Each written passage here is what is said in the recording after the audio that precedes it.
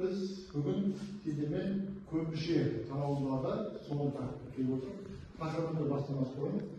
Bugün biz kanalın kurulma yani birinci ülkede o yüzümüzün tekstleri, oradan teori satlar koyan.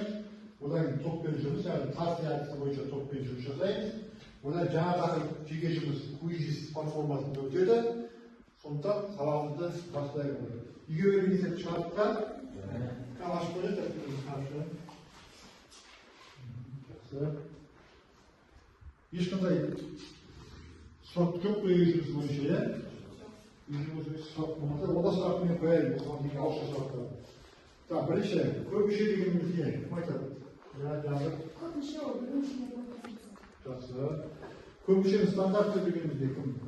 Ал, иә. Көпмүшенің стандарты дегеніміз құрамында ұқсас мүшелер қайталанбайтын болса, ол стандарт көпмүше болады. Жақсы. Көпмүшенің дәрежесі дегеніміз не? Дәрежесі. Иә, бауыр. Көпмүшедегі мемлекет дәрежелерінің көрсеткіші.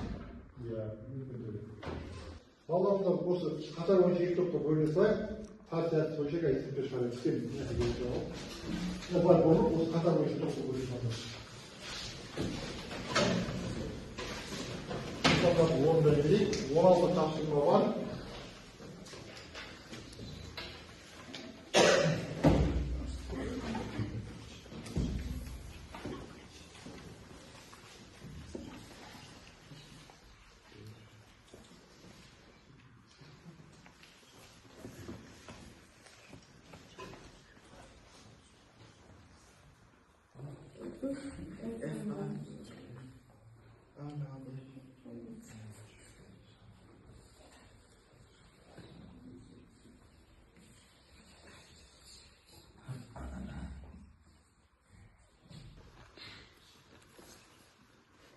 Kamilerde болады, осында.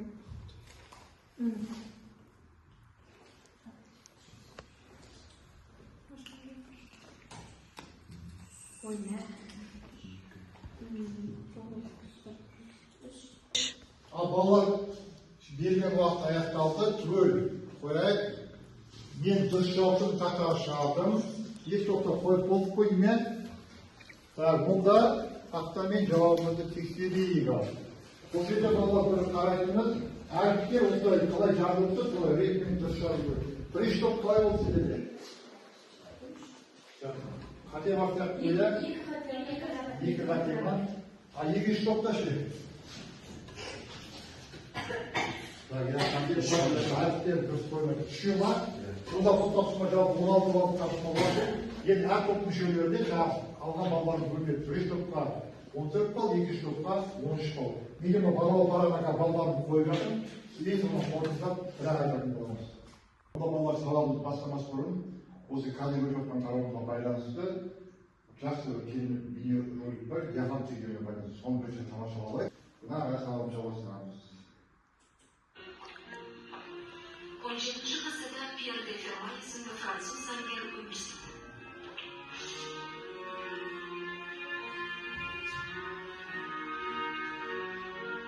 Тек сандар арасындағы қатынасты зерттейтін абстрактты математика оның сүйікті ісі болды. Ол кітаптардың біріндегі теңдеудің жанына мен шын мәнінде таңғажайып дәлелдеме таптым. Бірақ оны сыйдыруға мына кітаптың шетіндегі орын жетпейді деп жазды. Математиктер келесі 3 ғасыр бойы осы дәлелдемені қайталағысы келді.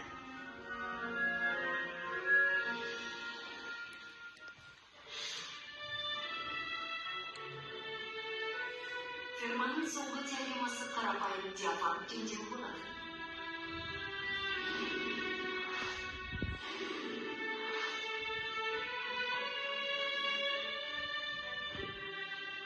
Ферманың айтуынша, оның теңдеуін сандарды квадраттағанда ғана шешуге болады.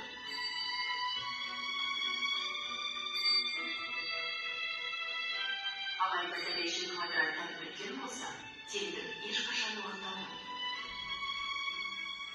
X квадрат қосу Y квадрат Z квадратқа тең. Теңдеуді шешу үшін қандай бүтін санды қолдана аламыз деп сұрауыңызға болады. Және сіз тез арада жауап аласыз. 3-тің квадратын 4-тің квадратына қосқанда 5-тің квадраты шығады. Сондай-ақ 5-тің квадратын 12-нің квадратына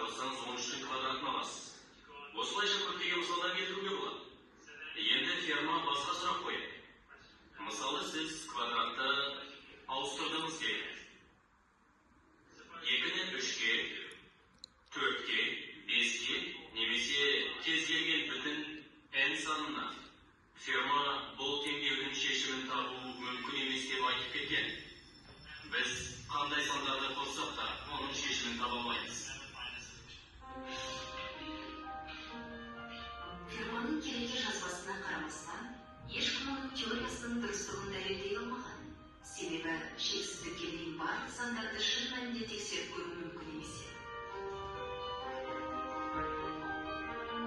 Акыры бул теория математика илиминдеги эң кыйын эсеп ретинде Гиннес рекорддар китабына кирди. Бирок 1995 жылы Ферманын жазбасына 350 жылдан астам убакыт болгон соң Эндрю Уайлз теореманы далилдеди. Мен осы үстелдің басында отырған кенеттен мүлдем ойламаған жерден мен бұл таңғажайып жаңалықты аштым. Бұл менің еңбек жолындағы ең маңызды сәт болады.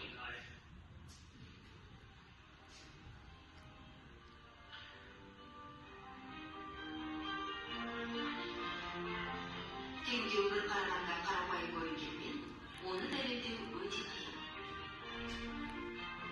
Және де кітаптың шегіне сыйғызу үшін тым үлкен. Sonda 350 yıl ömrünün görünümüne.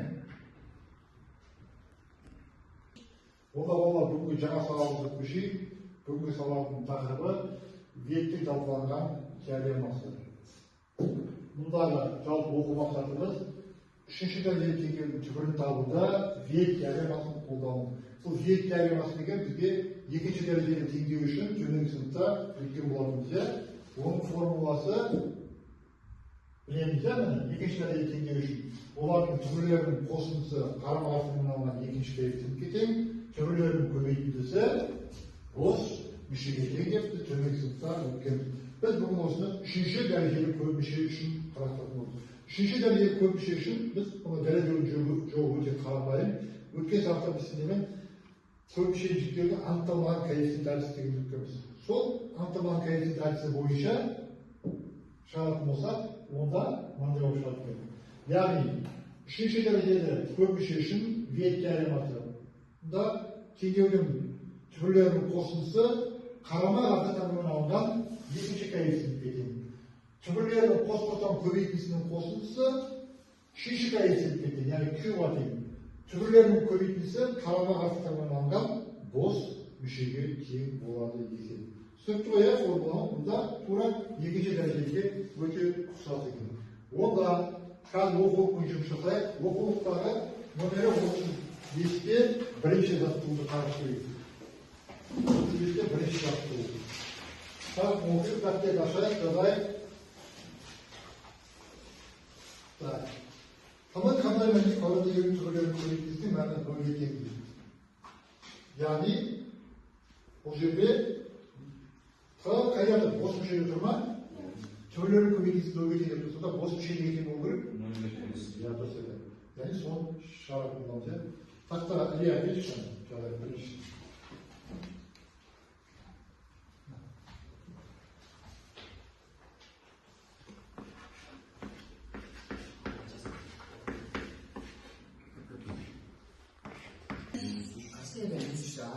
Сонда көпті болды. Жақсы oldu, дұрыс, я? Отыр. Арбай жағлайық.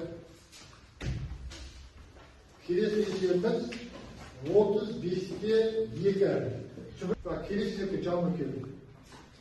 Көп іші жалын келді, онда түбірлері бойынша. Қалған салыстыру жұмыс тақтаймен. Минус 1, 0. Екілет. Бала қандай тұста? Онда арай оқулықтан осы кезде үшінші жаттығуды орындайық. Мұнда жаңағы бет теоремасын пайдаланып коэффициенттерді жазып шығу керек, иә? Біріншісін сақтаған. Былай екен. Қамбал.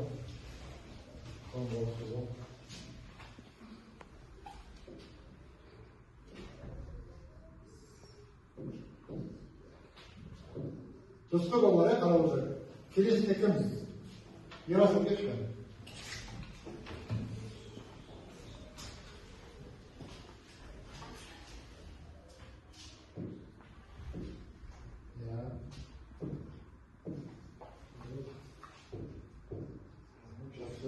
Düşün içinde kişinin öyle işi böyle.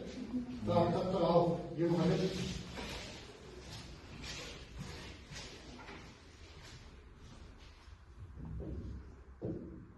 Dolayısıyla ikiye bölüp alamız böyle.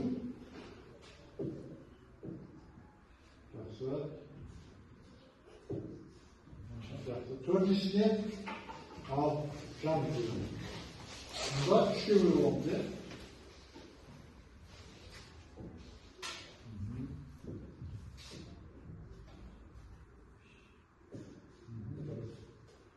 Жақсы, өте тамаша. Барлығы.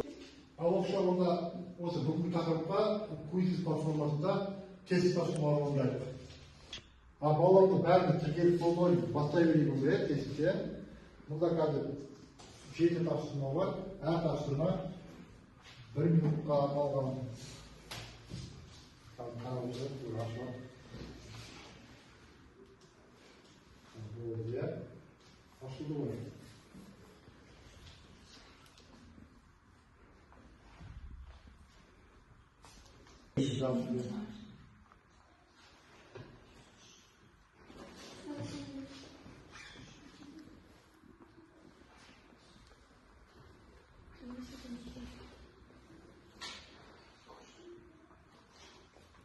Онда балалар уақыт аяқталды. Қазір нәтижемді тексерейік онда. Бәріміз мониторға қарайық.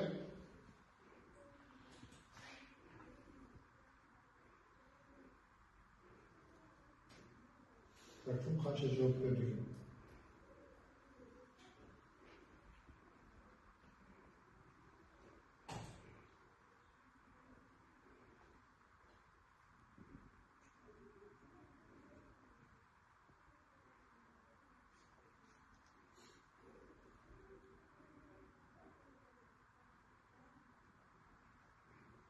Так, ну журнал шықты ғой, бізде ең көп жақсы жауап берген Балнұр, Ернар, Ілия жақсы жауап берген, иә?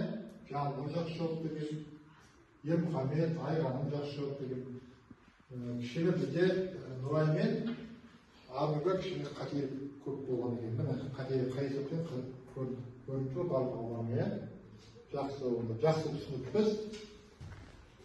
Онда балалар бүгін сабағымызда қорытындылайтын келді.